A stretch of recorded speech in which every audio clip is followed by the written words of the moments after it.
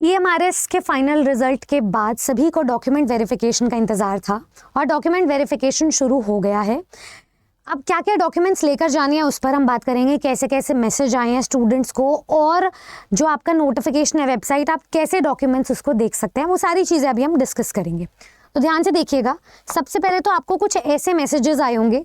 आज मेरे कुछ स्टूडेंट्स को ऐसा मैसेज आया था कि आपको प्रोविजनली शॉर्टलिस्ट किया गया है और आप अपना ईमेल चेक करें फर्दर डिटेल्स के लिए।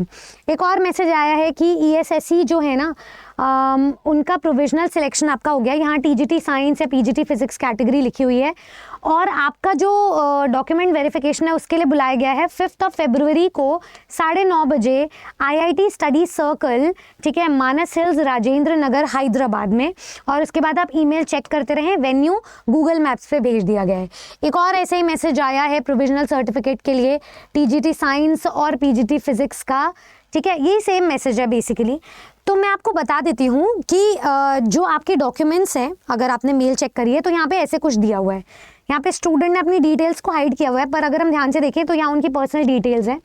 और 30 जनवरी को ये डॉक्यूमेंट वेरिफिकेशन का आया था। सब्जेक्ट यही था कि intimation for original document verification, कि आपका ओरिजिनल डॉक्यूमेंट वेरिफिकेशन होगा, उसके बाद ही आपकी ज्वाइनिंग होगी।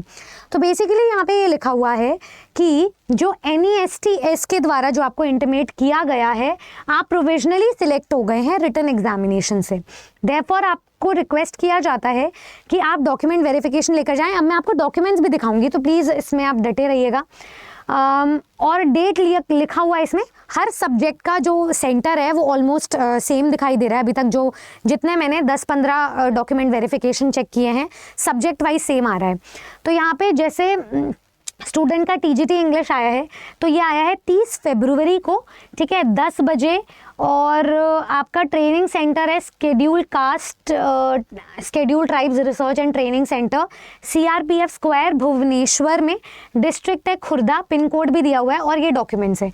यहाँ पर सेम मैसेज आया हुआ PGT इंग्लिश के लिए 3 फरवरी को ही आया है 10 बजे, ठीक है, यही इंस्टीट्यूट है भुवनेश्वर में।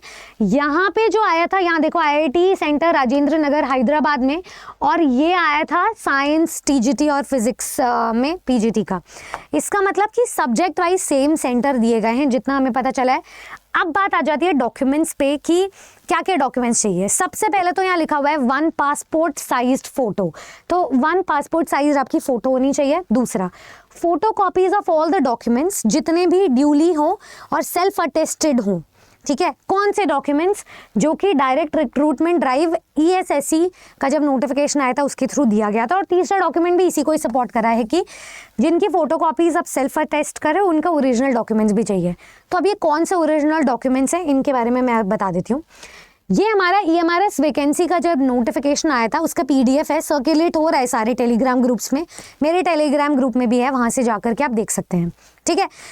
ये सब कुछ दिया गया है, मैं आपको बता देती हूँ। सबसे पहले तो एक सेकेंड,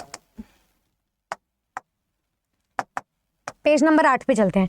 यहाँ मैंने सब कुछ मेंशन किया हुआ है कि क्या क्या डॉक्यूमेंट्स आपको लेकर के जाने हैं, क्या क्या पॉइंटर्स आपको पढ़ना है। सबसे पहले तो आप पेज नंबर 8 से ज़रूर देख लें, ठीक है। उसका FGKLOP, ये जो बुलेट पॉइंट्स है ना, इनको पढ़ लें, ठीक है। तो ये हमारा पेज नंबर 8 है। इसका F यही बोल रहा है कि जो आपकी कट ऑफ डेट है, जो भी आप डॉक्यूमेंट्स लेकर जाओ, उसकी एलिजिबिलिटी पूरी होनी चाहिए 18 अगस्त 2023 तक। तो इस चीज़ का आप ध्यान रखें, 18 अगस्त 2023 तक आपकी एलिजिबिलिटी की ये कट ऑफ है।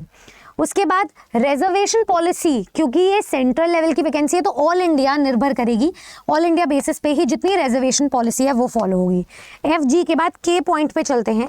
K पॉइंट कह रहा है कि आपके सिलेक्शन की रिस्पॉन्सिबिलिटी और आपकी टर्मिनेशन की रिस्पॉन्सिबिलिटी NESTS, ये जो सोसाइटी है, यही लेंगे फाइनल सिलेक्शन के लिए और रिजर्वेशन रोस्टर के लिए भी। तो NESTS जो है ना, वो आपके एलिजिबिलिटी को किसी भी पॉइंट पर टेकअप कर सकते हैं, क्रॉस चेक कर सकते हैं, भले ही आपका एडमिट कार्ड इशू हो गया हो, ठीक है।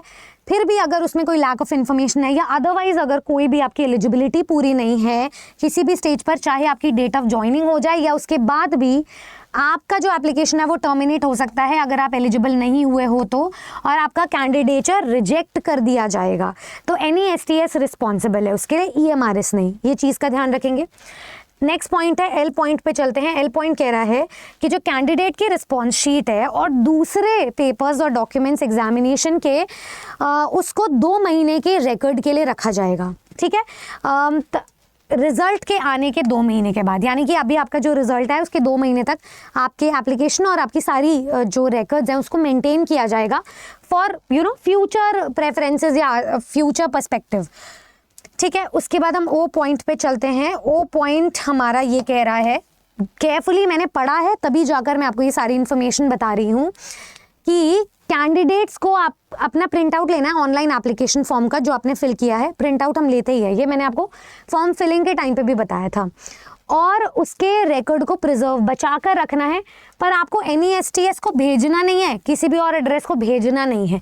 क्यों बचा कर रखना है? क्योंकि आप ये प्रोवाइड करेंगे डॉक्यूमेंट वेरिफिकेशन के टाइम पे।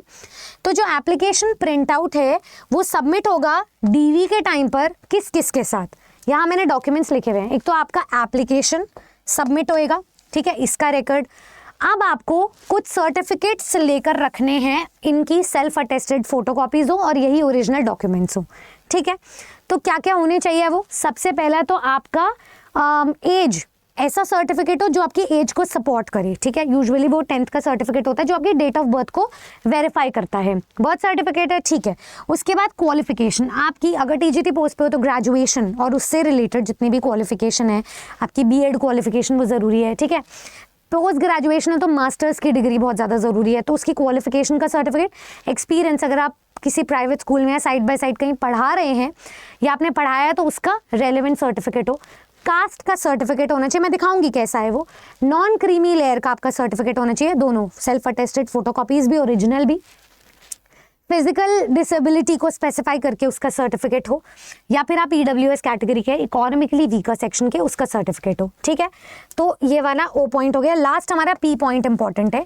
ये बोल रहा है कि जो कैंडिडेट का नाम है और उनके जो फादर मदर हस्बैंड, आपके जो नेम क्रेडेंशियल्स है ना, वो उनकी स्पेलिंग कहीं पे भी रॉन्ग नहीं होनी चाहिए। जितने भी डॉक्यूमेंट्स आप प्रोवाइड करें बहुत ही केयरफुली उनको चेक कर लेना, क्रॉस वेरीफाई कर लेना, करेक्टली स्पेल्ड होने चाहिए, वरना कोई भी ऑल्टरेशन हुई तो आप डिस्क्वालीफाई हो जाएंगे। ठीक है, तो एक तो ये वाला पेज है।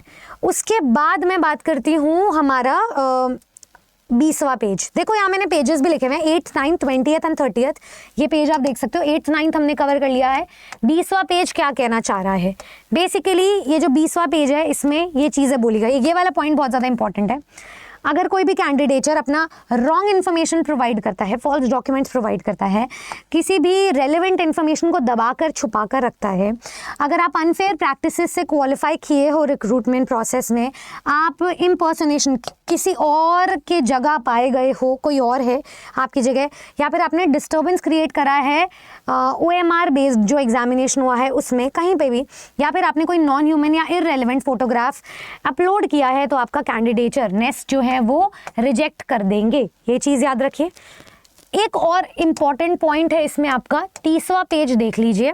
ठीक है, इस पॉइंट को देख लो। ये है आपका सर्टिफिकेट रिलेटेड, जो आपका कास्ट सर्टिफिकेट रिलेटेड है, उसमें किस किस के सिग्नेचर जरूरी होंगे, अथॉरिटेटिव, क्या क्या ऑप्शंस आपको दिए गए हैं। कौन सी अथॉरिटीज़ हैं जो इशू करेंगे आपके कास्ट या ट्राइब सर्टिफिकेट? सबसे पहला district magistrate, additional district magistrate या सब डिविजनल मजिस्ट्रेट, या फिर एक्स्ट्रा असिस्टेंट कमिश्नर या तालुक मजिस्ट्रेट, या फिर एग्जीक्यूटिव मजिस्ट्रेट। ठीक है, दूसरा पॉइंट दिया गया है चीफ प्रेसिडेंसी मजिस्ट्रेट, या फिर एडिशनल चीफ प्रेसिडेंसी मजिस्ट्रेट, या फिर प्रेसिडेंसी मजिस्ट्रेट। तीसरा पॉइंट है रेवेन्यू ऑफिसर्स। रेवेन्यू ऑफिसर्स तहसीलदार के रैंक से नीचे नहीं हो सकते। चौथा, सब डिविजनल ऑफिसर्स, जो इस एरिया के हैं जहाँ पे कैंडिडेट या उनकी फैमिली नॉर्मली रहती है, वो वाला सर्टिफिकेट। यहाँ पे नोट डाउन करने की बात यह है कि जो ST कैंडिडेट्स तमिलनाडु से बिलोंग करते हैं उनके लिए एक्सेप्शन है। उनका जो कास्ट सर्टिफिकेट होगा वो सिर्फ और सिर्फ सबमिट होना चाहिए रेवेन्यू डिविजनल ऑफिसर के द्वारा। ये आपके सर्टिफिकेट्स हैं। इन सर्टिफिकेट्स में अब आपको कैसा फॉर्मेट या कैसा सर्टिफिकेट चाहिए होगा वो आपको मिलेगा 27वें पेज से 32वें पेज तक। ठीक है, ये सर्टिफिकेट दिया हुआ है फिजिकल लिमिटेशन के लिए, ये आपको फिल करना है। ये आपके जो है सिग्नेचर होने चाहिए डिजायर्ड अथॉरिटेटिव पावर से। ये आपका सर्टिफिकेट है दूसरे बैकवर्ड क्लासेस के लिए जो आपको फिल करना है। ठीक है, अपेंडिक्स 2A में दिया हुआ है। तीसरा यहाँ पे सर्टिफिकेट है SC या ST का सर्टिफिकेट, तो आप उसको देख लेंगे। ठीक है। चौथा सर्टिफिकेट यहाँ पे आपको दिया हुआ है अपना डिसेबिलिटी, स्पेशल डिसेबिलिटी जो आप उसको प्रूव करेंगे। यहाँ पे स्पेशलाइजेशन भी दी हुई है, सिग्नेचर वगैरह चाहिए होंगे आपके, ठीक है। और एक सर्टिफिकेट है आपका लेटर ऑफ अंडरटेकिंग, जिसमें आप अंडरटेकिंग देंगे अपने क्वालिफिकेशन की, या जो भी अगर आपको स्क्राइब की ज़रूरत है, जो भी चीज़ है रिक्वायरमेंट स्पेशली एबल्ड के लिए ही। तो ये सारी चीज़ें मैंने एक पेज पर लिख के रखी हैं। सर्टिफिकेट पेजेस नंबर लिख दिया, ऑफिशियल नोटिफिकेशन का पेज नंबर जो जो ज़रूरी है यहाँ पे पॉइंटर्स लिख दिए, और ये सर्टिफिकेट्स इनके ओरिजिनल और सेल्फ अटेस्टेड फोटोकॉपीज़। उम्मीद करूँगी आपका जो डॉक्यूमेंट वेरिफिकेशन फरवरी से स्टार्ट हो रहा है वो अच्छा जाए। एडिशनल अगर आपको कोई भी जानकारी चाहिए please drop it down in the comment section. अगले वीडियो में मिलेंगे कुछ इन्फॉर्मेटिव बातों के साथ में। Till then, subscribe to our channel Teachers Adda 24/7. Thank you so much.